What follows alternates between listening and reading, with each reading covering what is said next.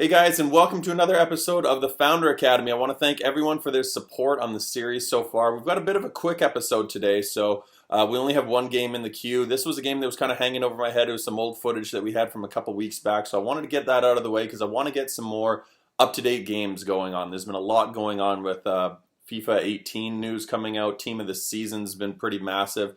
A lot of packs being open. I think we can upgrade the team quite heavily. So what I wanted to do was get some of this old footage out of the way, and I'm going to start powering through a lot of new games. I'm going to start playing a lot more. I've been playing, I apologize, but I've been playing a lot of games on my other account because I've wanted to make sure that I use those coins to get team of the season players. But I've been neglecting this one, and I want to get this stuff out for you guys because, like I said, I want to get the channel to a place where I'm more comfortable with the video editing so we can go strong once FIFA 18 comes out. So let's get into the actual gameplay. So this is the team that we finished with, or that we're starting today's episode with. It's a pretty well-rounded team. This is the guy who we came up against. He had a guest with him, so it's always interesting playing a guest.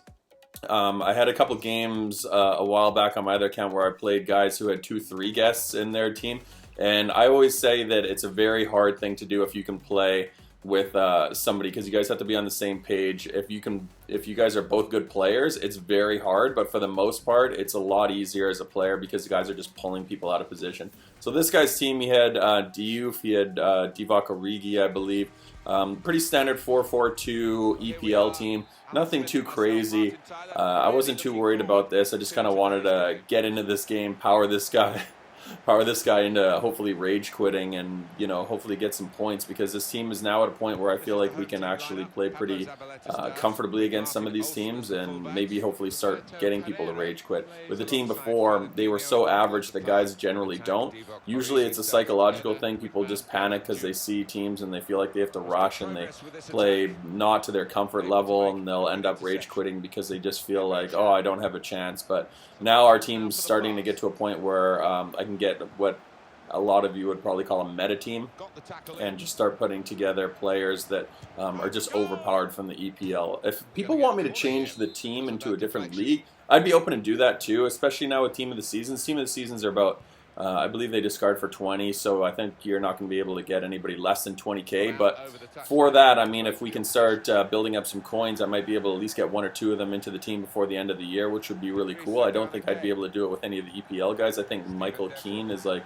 the cheapest one, I would think, on the EPL side. But if you guys do want to see me, play with the Liga NOS team or something instead and try using some Team of the Seasons, I'd definitely be open to doing that. But, you guys let me know what direction you guys kind of want me to take the team. So we do start the game off quite well here. Andre Gray gets us rolling, I guess, against this guy. As you guys can see, he's not the strongest opponent. Just a total keeping error from there. Like, when you're playing two players, the other thing that I find is like the players just start running around, getting drawn out of position, but it also seems to cause nightmares. Like, I was playing, as I said, a guy who had two guests with him, so there was 3 guys, and they would always just force, like, they would just pressure heavy, and it would put my guys under duress, and sometimes they would turn the ball over, but for the most part, it was just causing the game to break. Like, it was just causing total nightmares.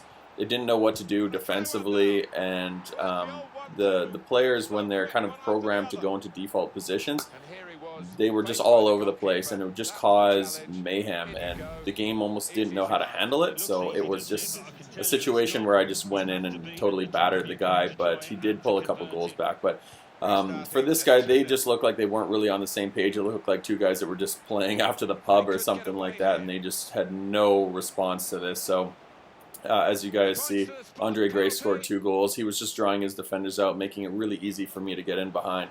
And a red card there to Johnny Evans. So things went from bad to worse for these two guys.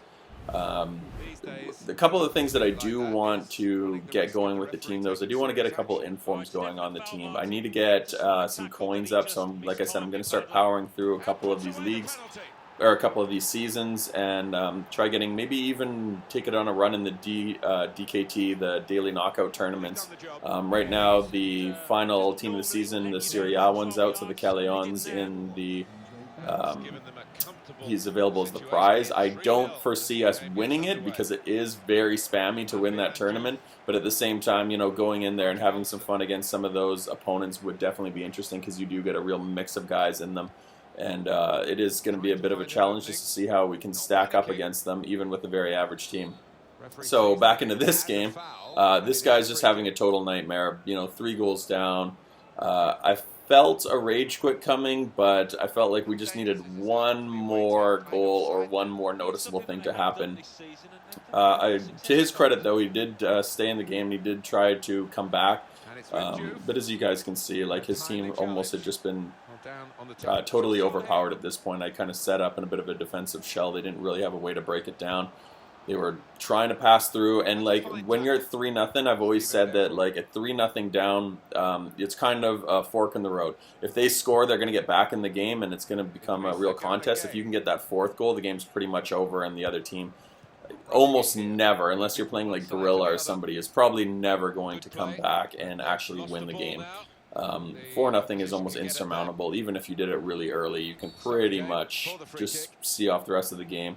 Just play very comfortably, and the other guy's going to be panicking to score goals, so he's going to be going even more offensive. So all you have to do is kind of weather the storm at this stage. If you can get a 4th goal, you're pretty much done for.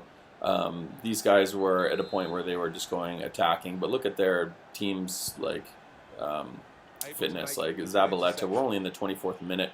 You know, Montero, they look like they were playing with about, you know, 50, 60 fitness on their players. So I don't know if these guys were really just noobs or they just didn't know what they're doing or they didn't check, but you know, fitness is a very important part of your team, so making sure that you have you know, full fitness is very critical because you're going to lose against teams like mine. You know, he didn't have a great team, he had a very average team, so I wasn't expecting to lose anyway, but you're doing yourself a disservice by not having your fitness up. So at that point, you know, this guy just clearly rage quit, or these guys rage quit, which is quite surprisingly because even when I play with 2 players, you usually just play it out because it's really just for fun, but these guys obviously couldn't handle it, so they decided to rage quit. So like I said, this is going to be a short video. What I want to do is just get this out of the way. We're going to get some new videos with some new gameplay during the Team of the Season stuff, and what I really want to do is just upgrade the team really, really rapidly. You know, start getting some of these players in. I want to get Eric Bailly and some of these kind of overpowered players that are, you know, 1, 2, 3K now at this point in the game. Just get them into the team and get this team to a real meta team. So the end of the video here is actually me showing you guys just a little trick that I did when the Dele Alli. This is showing you how old the footage is, but when Dele Alli was in there for the, I believe the Young Player of the Year, they had... all you needed was one Dele Alli for one of the SBCs, and people thought Jason Harrison would fit in there. So what we did was we sold our Jason Harrison. I think it was Jason Harrison. I can't remember his first name, but Harrison, the striker from Tottenham. So we did get a couple thousand coins there, and we went out and got Nathaniel Klein. So that is going to be the end of the video. I'll make sure the next one's longer, add a lot more gameplay into it, and I'm also going to release a FIFA 18 first look and my opinions on it. So you guys watch out for that one, and I look forward to you guys coming for the next episode. If you have any comments, please leave them down in the comments section below. I'd love to hear from you guys. And please leave a like on the video, and if you haven't already, please subscribe to the channel. Thanks, guys. Take care. Bye.